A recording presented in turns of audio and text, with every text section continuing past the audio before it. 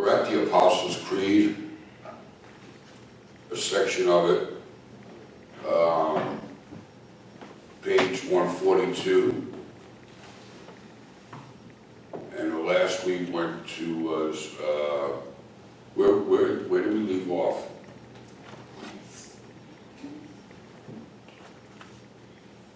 Start at B. Huh? Start at B. B? Okay.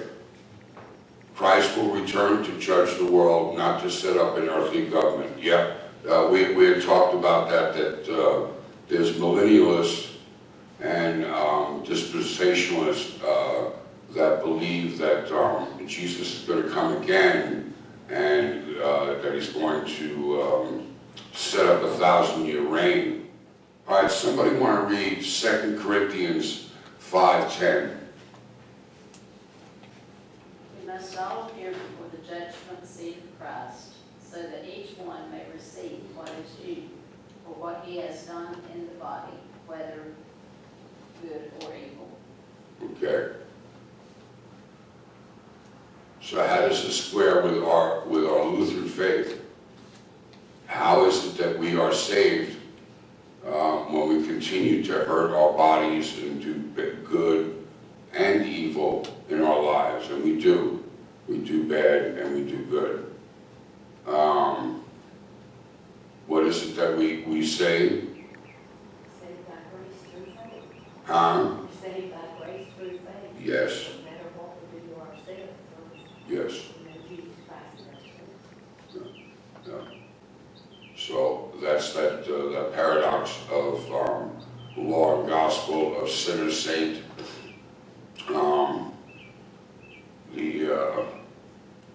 All right, let's go to C, because I think we discussed B the last time a little bit, but we missed out on that part of it. Let's go to Christ will return on a specific day known by God alone. Matthew 24:44.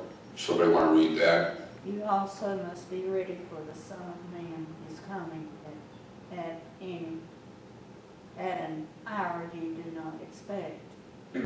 Okay. I just hope God comes in the morning, so I don't have to get up again. You never know. No, I know. I'm hoping that he comes in the morning, because this way I'll just, I'll wake up from sleep and rise, the resurrection, and I'll be saved, and I don't even have to get up in the morning. You know what I'm saying? Anyway, but that's neither here nor there. The fact remains about this particular passage is that you also must be ready for the Son of Man. So, the watchmen,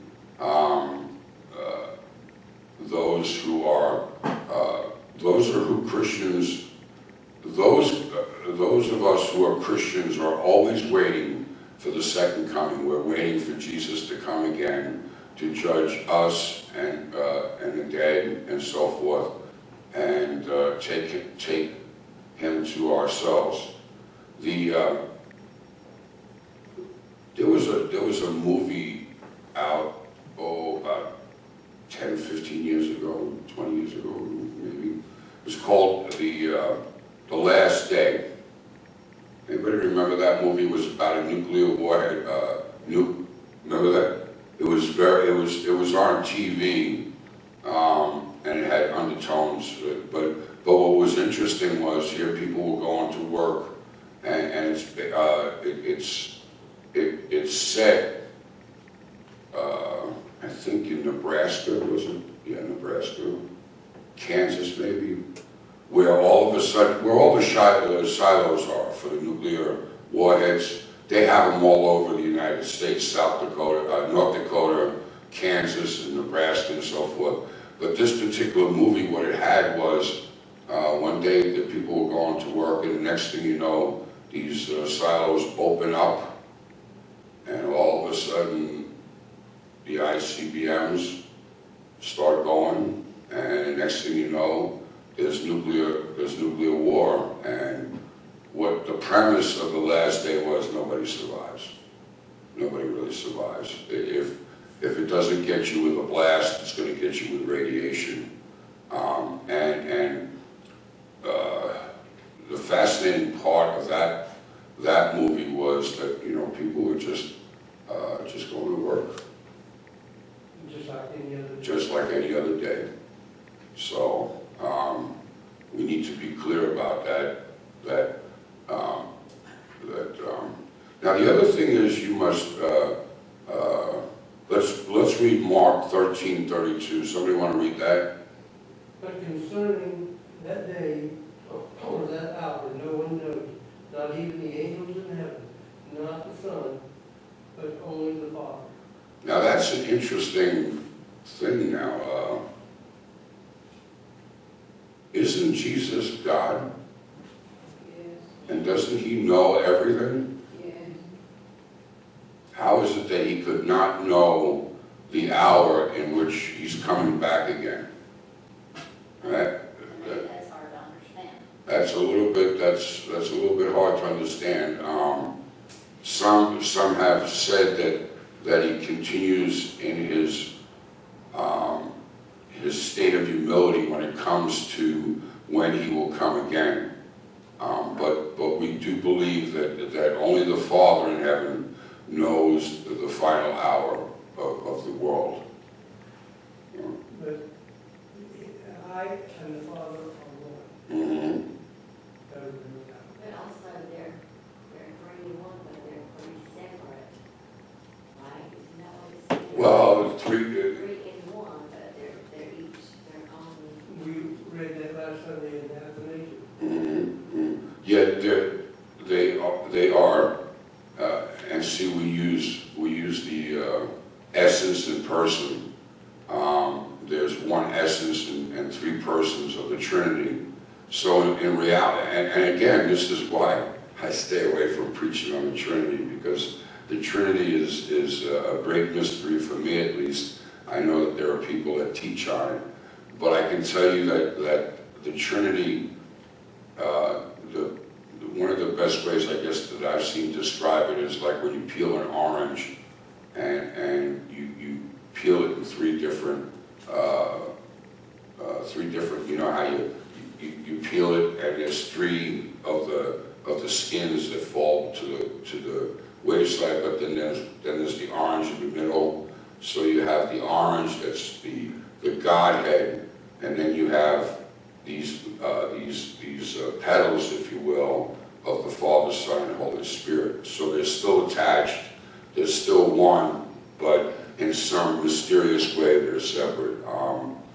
I don't know how that can be done. I don't know. By the way, just so you know, Helen's verse is trust in the Lord and rely not on your own understanding. Well, there was a woman, I think, when I did youth work in Convoy, Ohio, of all places, and she used to say always, "It's a mystery. It's a mystery.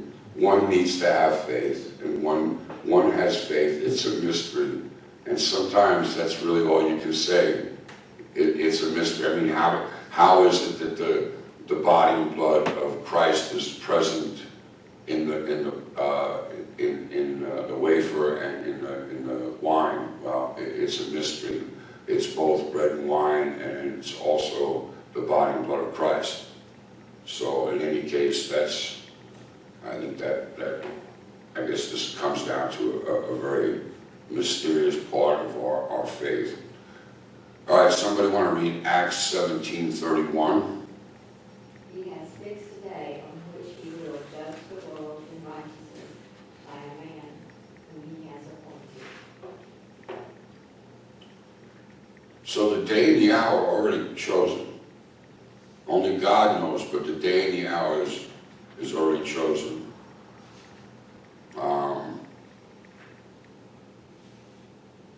Now, one of the things that happens in a lot of TV evangelism and so forth is these guys that tell you that they know when the last day is coming, you know, it's going to happen at 3 p.m. On January 3rd, 2020, you know, or whatever. What do you think right off the bat about that? This was the water. A bunch of malarkey, and stay clear of them because they're charlatans. They really are. All they're after is your money. That's it. Yep. That's about the size of it. And they have to feed the beast even more. You know, TV time is so expensive. These guys, they get caught up in trying to feed the TV beast. So in any case, what's another thing? How about this one? You know, these healers, these faith healers, and this is off track with what we're talking about here, but the healers, if they can heal people, why don't they just go to the hospitals? Did you ever think of that? No, I never thought. Yeah. Why don't they just go to hospitals? I heal you in the name of Christ. Because it doesn't draw your attention to them and their ministry or their money supply, right? You have to be careful out there that we stay faithful and use our noodles a little bit when we try to. We have to be discerning, to use the biblical term. We have to be discerning about who we believe and who we don't believe. So, in any case, yeah, those TV evangelists, they got some gig, let me tell you. All right, number C. Right, number C. Who? D. D. Bingo. Oh. Okay, before Christ returns, there will be increasing turmoil and distress for the church and the world. Matthew 24:7. Nations will rise up against nations, and kingdoms against kingdoms, and there will be famines and earthquakes in various places. Yeah, I want you to read all of these. Somebody read 24:22. Those days had not been cut short, no human being would be saved, but for the sake of the elect, those days will be cut short. Okay, 1 Timothy 4:1. The Spirit expressively says that in later times, some will depart from faith by devoting themselves to deceitful spirits and teachings of demons. Okay. How many of you were alive during World War II? Okay. World War II was really disastrous for the world. I think what makes me think that I used to know the number. It was like 600 million people died during World War II. And by the way, most of them were, guess, civilians. Most of them were civilians.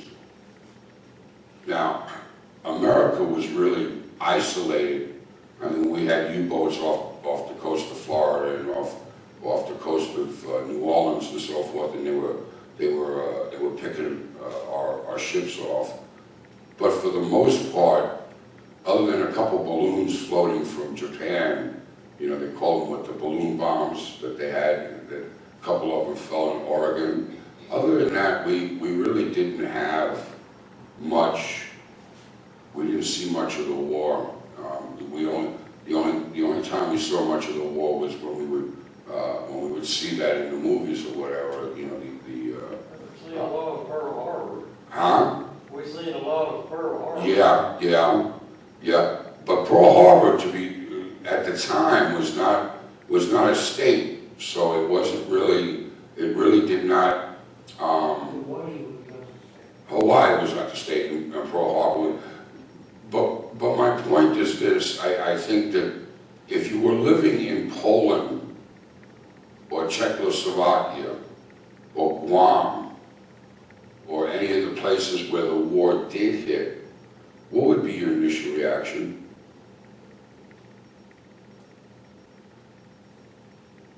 If you're afraid. Well, they would be afraid, but they would think that if you were a Christian, you would think that the second coming was here. All right? And even at that point, I mean, if the Blitzkrieg,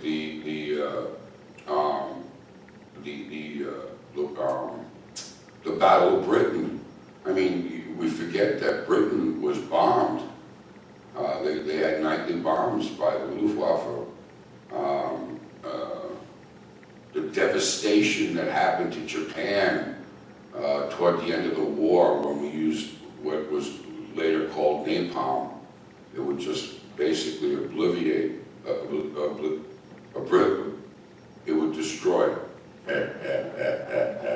It would destroy these paper houses that they basically had. So, but it wasn't the second coming, and some thought 9/11 was the second coming. But the truth be told, we don't know when it's going to be here. But when it comes, are we to be afraid? Are we to be afraid? No, we shouldn't be afraid. We should be ready all the time. Yeah. You should be thankful. If you was afraid, you'd be afraid all the time. You'd be around worried about it, afraid about it. Yeah.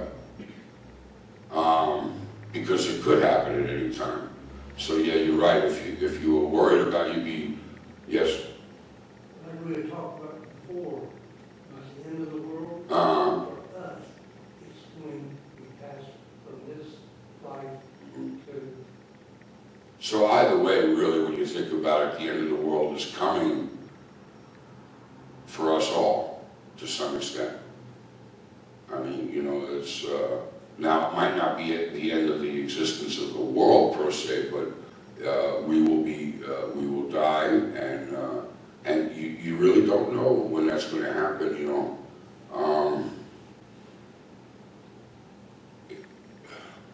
You know, what was it? I don't know if you read this in the newspaper just recently. There were 7 motorcyclists. They were all veterans of the Marine Corps. They were in New Hampshire somewhere, and all of a sudden a truck ran into them. Did that happen this week? Yeah, that happened this week. Yeah, I heard it on the news this morning. That was on the news this morning. yeah, it happened a couple days ago though. Did they ever find out why the guy did it? Was he drunk? The truck caught on fire, did it? Yeah, but why did he go through 7 motorcycles like that? It looked like it was almost done on purpose or something. Most likely was. Yeah, I don't know. I don't know what Just this. like some other accident, we call them accidents. Uh-huh. Where people get up on the sidewalks and run people down. Yeah. And Oh yeah, and see that like Louise was saying, you know, if you're afraid of death, or afraid of the second coming, you'll be a wreck. You'll worry about yourself sick. Because that's the end of time for those men on that, the motorcycles. That's the end of time for them. Yeah. Well, I think he did it intentionally himself. Yeah. Doesn't sound right, does it? I mean, you know. Said that, the part I read said that, they thought the pickup truck had a flatbed tied on it or something. The article in the paper I read this morning said, Yeah. pickup truck they thought had a flatbed on it, I guess, tied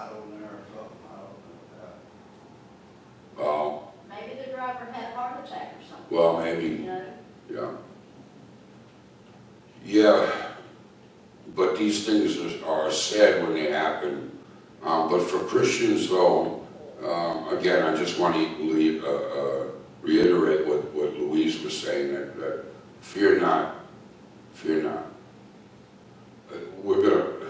We perhaps might fear a little bit, but we really should, out of faith, welcome the fact that the second coming will come again, and Jesus will take all of us as in faith to himself, and that's going to be a good time. So, any questions on that so far?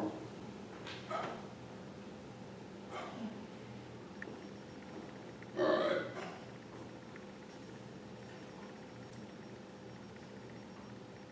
Where we got here?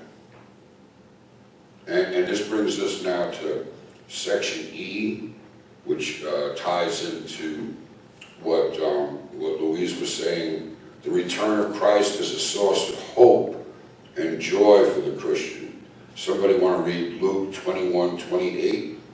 When these things begin to take place, straighten up and raise your head, because your redemption is drawing near. Hebrews 9:28. Christ, having been offered once to bear the sins of many, will appear a second time, not to deal with sin, but to save those who are eagerly waiting for him. Titus 2:13. Waiting for our blessed hope, the appearing of the glory of our great God and Savior, Jesus Christ. Okay. Revelation 22:20. He who testifies to these things says, surely I am coming soon. Amen.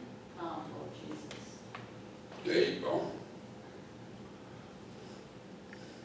So, not only should we not fear the second coming, the eschaton, the last days, the last things, or fear our death, or whatever, we should be joyful and look forward to it. Yeah, really look forward to it. It's a great source of hope for us.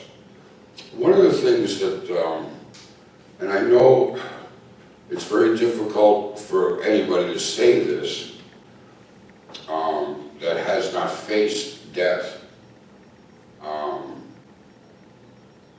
But we as Christians not so much want death to happen, but I think of, I don't think she would mind me sharing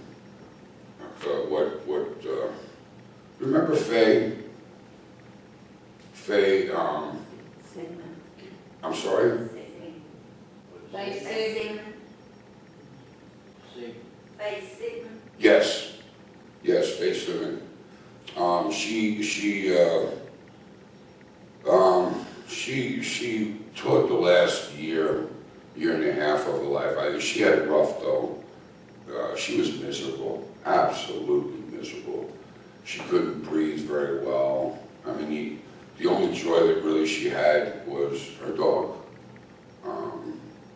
And in any case, when I went to see her for the last time at the hospital, the two boys were there, or one of them was there, I think. I'm not sure the other one was there. And she was heading into a situation where she knew she was dying. And I said to her, well, you'll perk up, Faye. And she said to me, I don't want to perk up. She was tired. She was tired. I also think of my grandmother, who was 96. I was not here when she passed away. She lived in North Carolina the last 15 years of her life. But, you know, she was diabetic toward the end. She, you know, well, she used to eat sweets, I guess, at the end,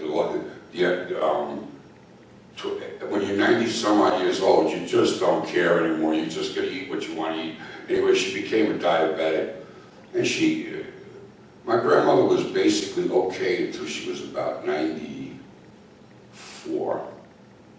I mean, she was, you know, she would walk and she would get in the car and get out of the car. I mean, she's a pretty healthy woman. In any case, the last 2 years of her life were really miserable. And my mother, who was with her, said that she was ready to go home. She was welcoming it. I mean, this woman was born, she was 12 years, I think she was about 12 years old when the sinking of the Titanic happened. You know, I mean, she's seen 2 wars, 2 depressions. The woman was tired.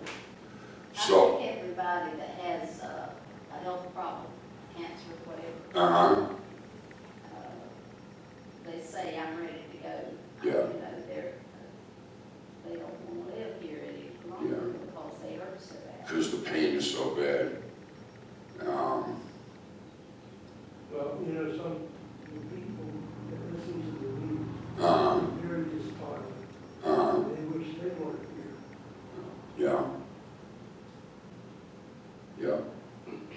Yeah, one of the things that is in the old liturgy, and this is what I was trying to point out to you a couple weeks ago, that we live in this vale of tears. There's a lot of pain in this world. There's a lot of pain.